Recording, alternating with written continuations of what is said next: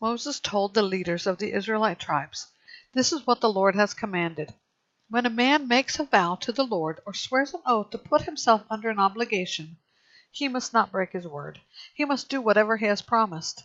When a woman in her father's house during her youth makes a vow to the Lord or puts herself under an obligation, and her father hears about her vow or the obligation she put herself under, and he says nothing to her, all her vows and every obligation she puts herself under are binding. But if her father prohibits her on the day he hears about it, none of her vows and none of the obligations she put herself under are binding. The Lord will absolve her because her father has prohibited her." If a woman marries while her vows or the rash commitment she herself made are binding, and her husband hears about it and says nothing to her when he finds out, her vows are binding, and the obligations she put herself under are binding. But if her husband prohibits her when he hears about it, he will cancel her vow that is binding, or the rash commitment she herself made, and the Lord will forgive her. Every vow a widow or divorced woman puts herself under is binding on her.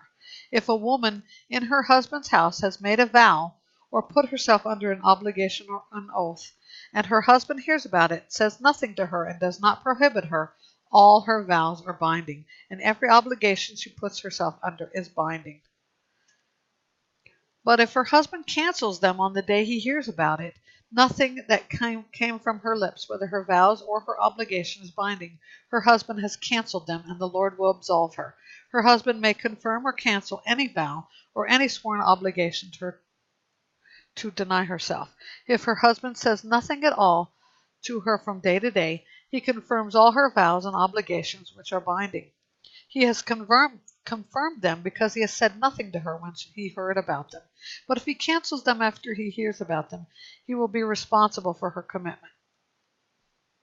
These are the statutes the Lord commanded Moses concerning the relationship between a man and his wife, or between a father and his daughter in his house during her youth.